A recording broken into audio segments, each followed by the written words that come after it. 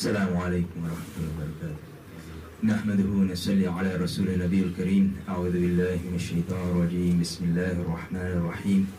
الحمد لله رب العالمين الرحمن الرحيم مالك يوم الدين إياك نعبد وإياك نستعين اهدنا الصراط المستقيم صراط الذين أنعمت عليهم غير المغضوب عليهم ولا الضالين آمين. قال الله تعالى في شأن حبيبه إن الله وملائكته يصلون على النبي يا أيها الذين آمنوا صلوا عليه وسلموا تسليما. اللهم صل على سيدنا مولانا محمد وعلى آل صل على سيدنا مولانا محمد صلاة تنجينا بها من جميع الأهوال والآفات وتقضي لنا بها جميع الحاجات وتطهرنا بها من جميع السيئات وترفعنا بها عندك أعلى الدرجات وتبلغنا بها أقصى الغايات من جميع الخيرات في الحياة وبعد الممات إنك على كل شيء قدير. صلاة وسلام عليك يا سيدي يا رسول الله.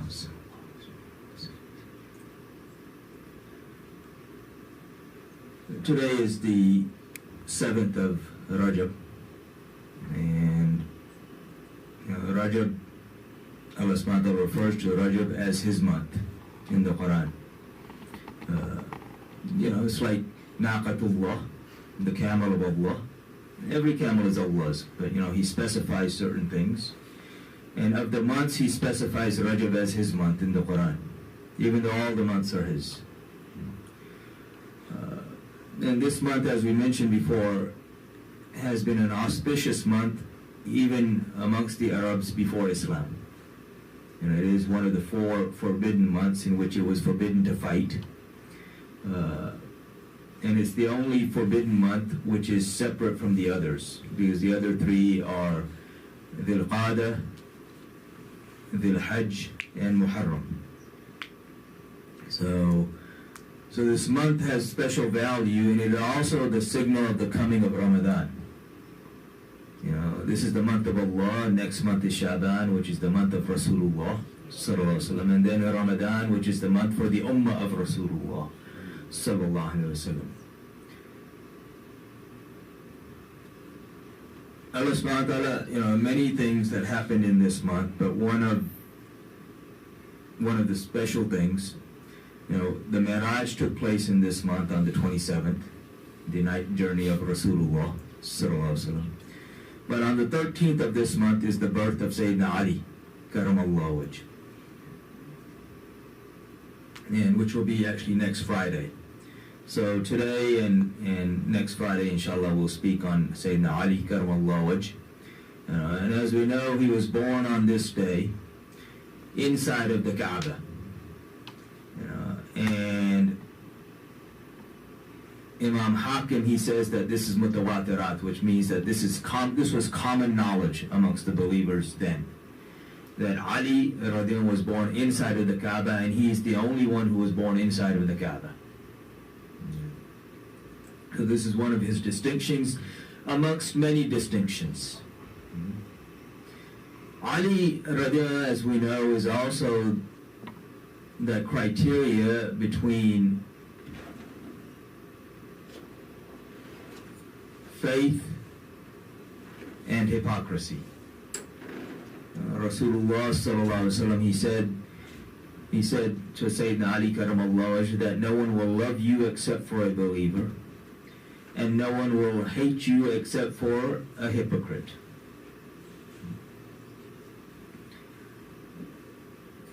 And hypocrisy is not a thing of the past.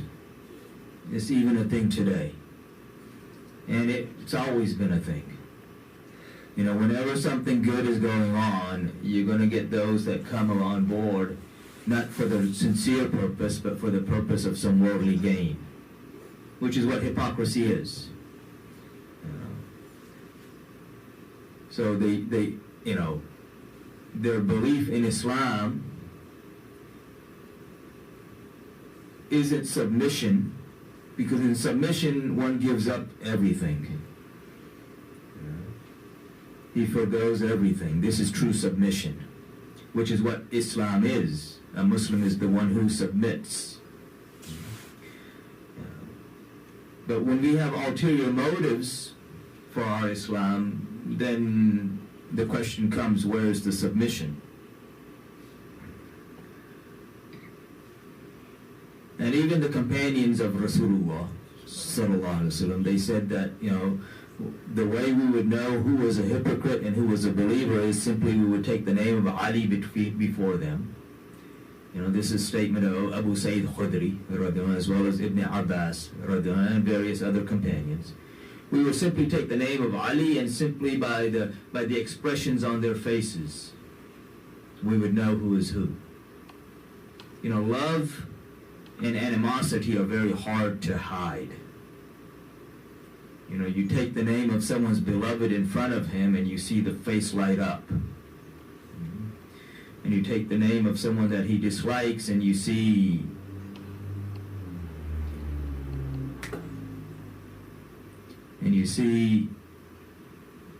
the expressions change.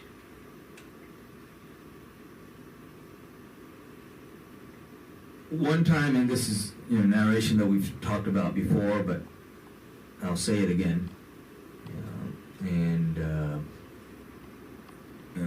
Sayyidina Ali radiallahu is the narrator of this, and he says that he, along with some other companions, were sitting outside of the masjid. It's like, you make your salat, you're in the masjid, then you walk outside and you're kind of talking, and they say, well, let's just sit down. And so they're sitting outside the masjid talking with Rasulullah sallallahu alaihi wasallam. And they're telling him of this young man who has just come to the city of Medina Munawwara and how pious and righteous he is. And Ali radiallahu says, the expression on Rasulullah sallallahu alaihi wasallam's face as if he doesn't know him. And Ali radiallahu, in reality, he understands that's an impossibility because Rasulullah sallallahu alaihi wasallam recognizes everything. Allah subhanahu wa ta'ala has not hidden anything from the knowledge of Rasulullah sallallahu alaihi wasallam. And so as they're talking, this young man starts walking up. And they say to Rasulullah sallallahu alaihi wasallam, Ya Rasulullah, this is the one that we were telling you about. And now they will realize why Rasulullah sallallahu alaihi wasallam didn't recognize this pious man. Because they're talking about this pious young man as if Rasulullah sallallahu alaihi wasallam, as if he doesn't recognize who this pious young man is. And now they will understand why.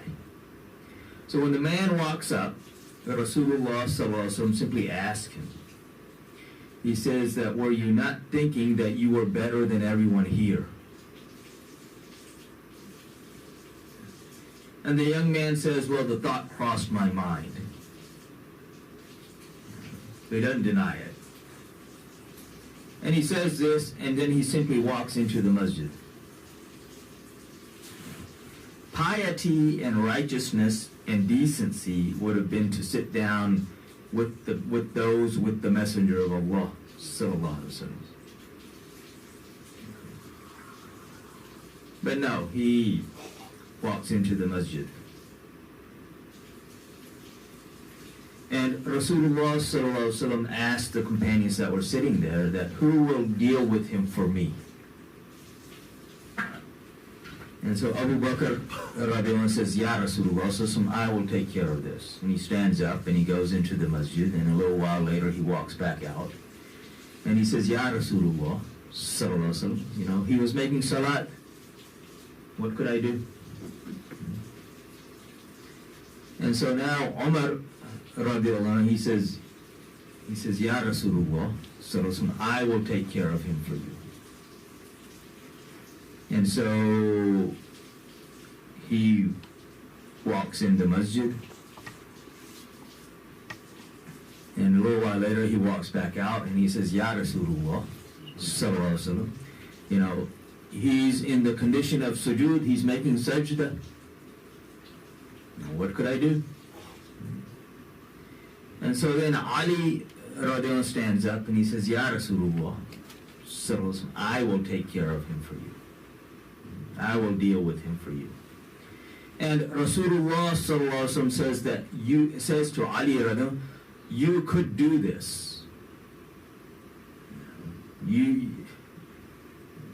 The nature of Ali, he says, you could do this. And when he walks into the masjid, the young man is gone. And then he walks back out and he says, Ya Rasulullah, he was gone. I can't find him. And he says that if you had taken care of him for me, if you had dealt with him, if you had finished him for me, then all of the fitna that are to enter this ummah would have been stopped.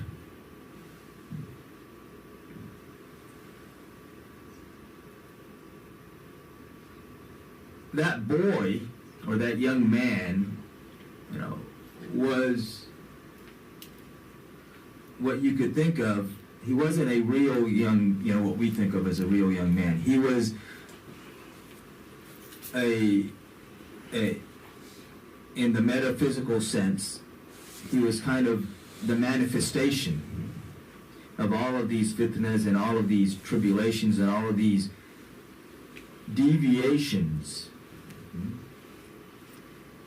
But Allah subhanahu wa ta'ala allowed them to see this because He wanted to teach a lesson for us.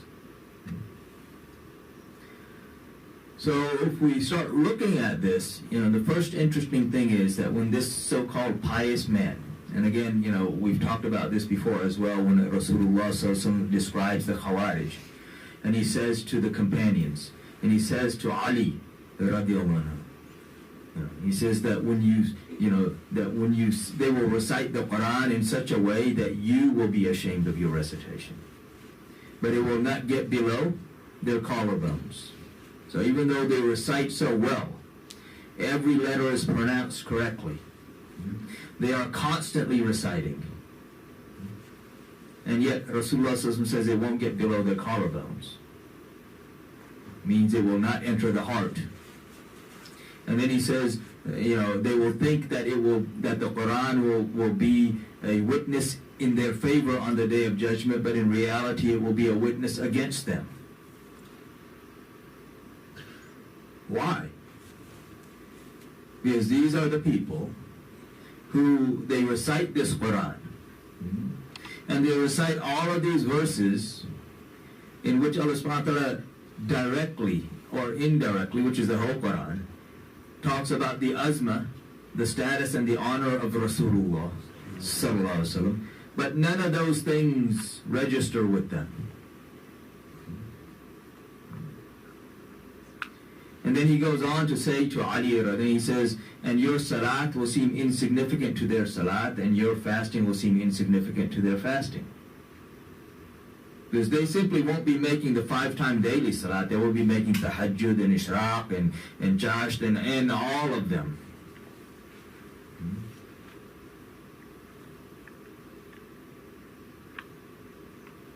And they won't just fast in Ramadan, they will be fasting every day except for the days it is forbidden to fast. And yet with all of this superficial piety, they will have gained nothing. And so this is the analogy of this young man again. So when he walks up to Rasulullah and the companions, the first thing that Rasulullah asked, were you not thinking that you were better than everyone here? What is the first sin of shaitan? Arrogance. In Surah Araf, when Allah subhanahu wa ta'ala asked him that what prevented you from making sajda when I commanded it, what does he say? He says, Ana khayrun min, that I am better than him. And then he justifies why he is better than him.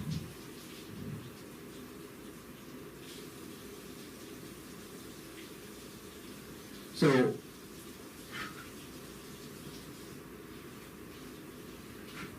if an action is leading to arrogance, or if knowledge is leading to arrogance, then neither that action nor that knowledge is any good. In fact, it's detrimental. You're better off not knowing that, and you're better off not doing that.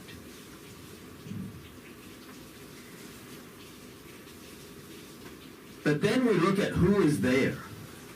You know, who is he thinking that he is better than? Because we don't know who else was there, but we at least know 4 who were there. You have Shaykhain, Abu Bakr and Umar, radiallahu anhuma. You have Sayyidina Ali, karamallahu wajh. But above all of this, we have Rasulullah, sallallahu alaihi wasallam.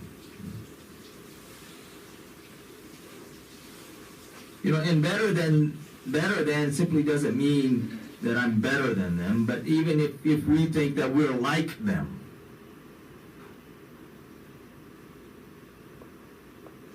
You know, especially like people say, oh, no, he was just like us. What they're trying to tell you is, oh, I'm like him. That's what that means.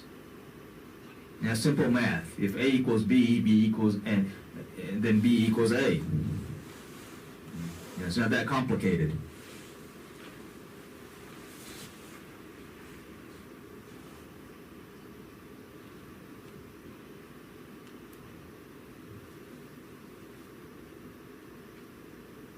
And then on top of all of that arrogance, just the disrespect.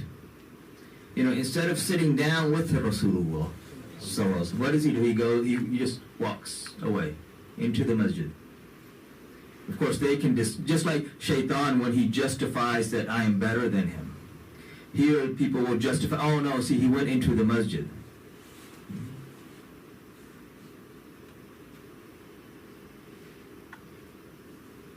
What is the masjid compared to the presence of Rasulullah? Nothing. The presence of Rasulullah is Jannah. That is Jannah, period. In fact, that is not just any Jannah, that is the highest Jannah.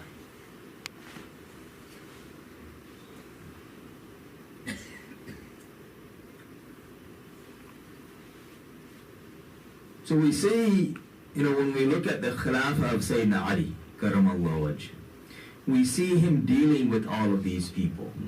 This is why when Ali said that I will deal with him for you, Rasulullah said to him that you can do this. You have the capability to do this. And this is why when we look at his Khilafah, when we look at, you know, and especially when we look at the Battle of Nahwan, when he is dealing with the Khawarij, and how he dealt with the Khawarij.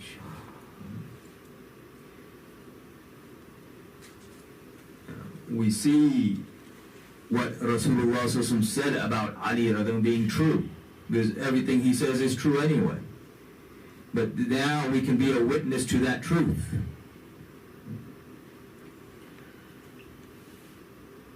But when we look at today, you know, because if you look at Islam, if you look at the Muslims have never suffered from the outside. The only way the external enemies have been able to attack and kill the believers, and not just attack us physically, but to attack us spiritually, is when they've had an opening, when somebody opened the door from the inside for them to come in. And this again gets back to that concept, you know, that statement of Rasulullah regarding Sayyidina Ali karamallahu wajh, that he is the distinction between Iman and hypocrisy. So when we look at the Muslim world today, you know, we see the steps that Sayyidina Ali karamallahu wajh took during his Khilafah. But we also have the examples of the sons of Ali and Fatima, alayhimus salam. the grandsons of Rasulullah sallallahu alaihi wasallam and their progeny. And we see how Imam Zayd, who is the son of Imam Zayn al-Abidin, dealt with the rulers. We see how Imam Ja'far Sadiq dealt with the rulers. We see how all of them dealt with all of these rulers who are ruling over what was then the Muslim empire. They did not sit quiet when these rulers were oppressing the believers or anyone else, because Islam stands for the rights of everyone.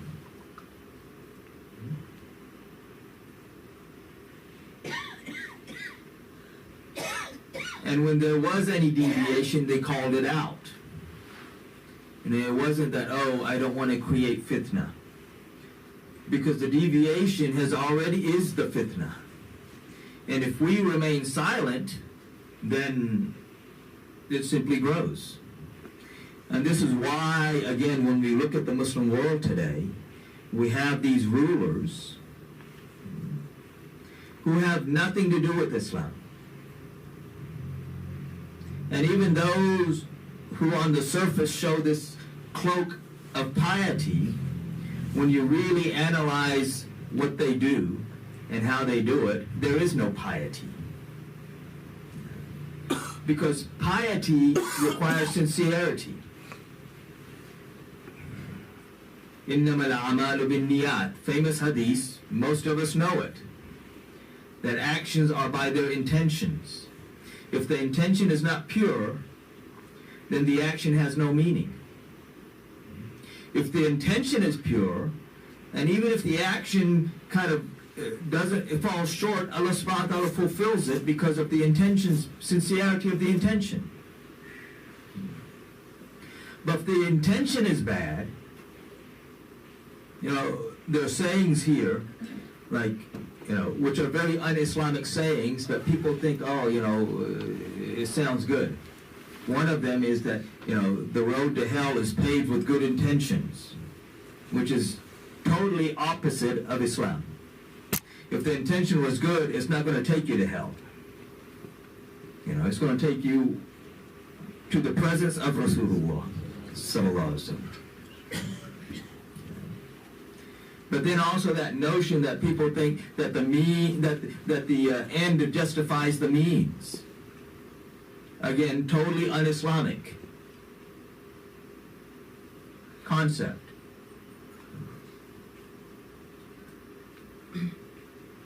Allah subhanahu wa ta'ala has told us what means to use. Rasulullah sallallahu alaihi wasallam has told us what means to use and what means to stay away from. And again, if the intention is good, then the outcome will be good. Even though we may not see what's good, and that gets into a long narration of the time of Bani Israel, which I'm not going to get into today. Where this man had this pure intention of giving sadaqah, and he would go out at night and give the sadaqah, and everyone he gave it to ended up being, the first person he gave it to was a thief, and then he gave it to a prostitute, and then he gave it to a rich person.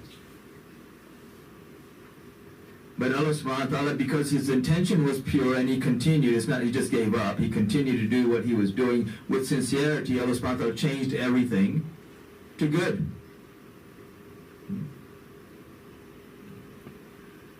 Again, when we look at the ummah now, the leaders are corrupt. And, it's very hard to even say that they're even Muslim. Much less Mu'min. Mu'min is a far-off thing. Even Muslim, for them, is truly a far-off thing. Because everything they do and everything they say has nothing to do with what is good for the Muslims.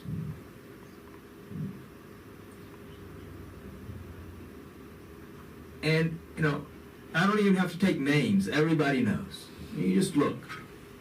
And you don't even have to look hard. It used to be at least, even a couple of decades ago, they at least used to try to hide it. For anyone who truly wanted to see, it was still obvious. But at least they tried to hide it. They don't even try to hide it anymore. And still, people don't get it. Because we are so engrossed in superficialities.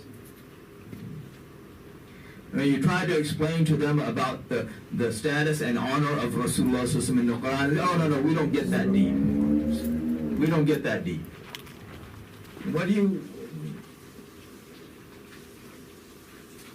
Then why do you even read the Quran?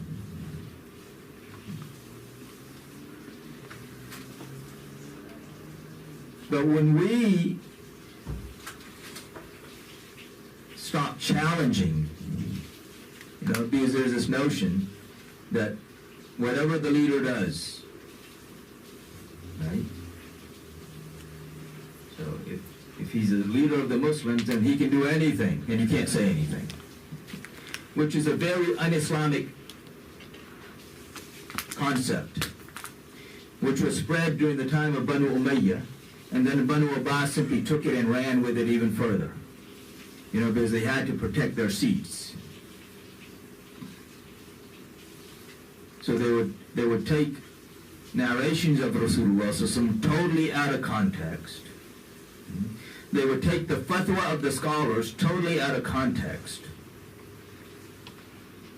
Like there's Imam Abu Hanifa rahmatullah alayhi, he says, they quote this part of the fatwa where he says that you can't rise up against the leader. That's half the fatwa. He says, unless you have critical mass. So two people can't go and rise up against the leader. That's suicide.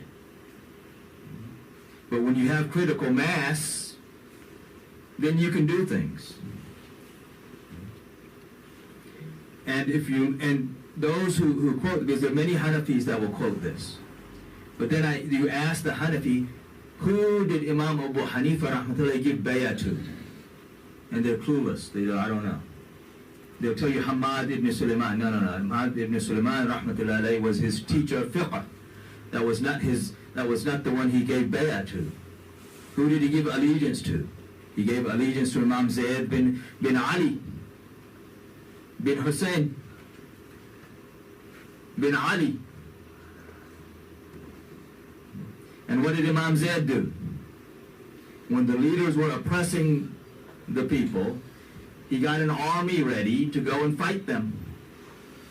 The problem was he got an army of 8,000, and this has been the history of the Sunnis the true Sunnis from the beginning. We know, like when Imam Hussein al-Islam, when he sent Imam Muslim bin Aqil to Kufa, what happened? Everybody says, oh no, we're with you. But when Ibn Ziyad comes, and he goes to challenge him, and he turns around and there's no one with him. So Imam Zayd, the same thing. He sets out with 8,000 men against Hisham bin Abdul Malik, who had 20,000 men. And on the way, just as they leave Kufa, his own men come to him, the generals from his own army come to him and say, look, we're ready to give our lives and our wealth for you. But we want you to do tabarra, we want you to curse Shaykhain, Abu Bakr and Umar, radiallahu anhu. And he says, how can I say anything against those from whom I have not heard I've heard nothing but good from my forefathers? And they said, well, we're leaving. And they abandoned him. He's left with 313 men. And they were all martyred.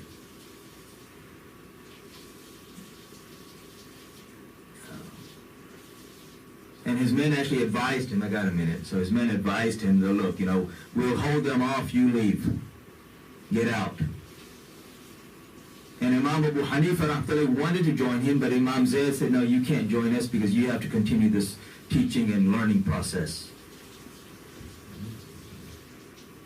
So his men say to him, look, we know we're dead, but you get out. And he says, look, your advice is very sincere and your advice is very good, but I can't follow it. They said, well, if our advice is good and your advice is sincere and you acknowledge this, and why can't you follow it? He says, because there is an example in my family that when you go into battle, you don't turn your back. There is no example in my family that you give your back in the battle. So I cannot leave. He understood what being the blood of Rasulullah meant.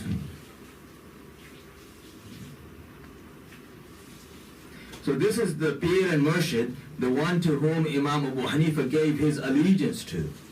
And he died on that allegiance. So if you want to understand the fatwa of Imam Abu Hanifa, you have to understand it in that light.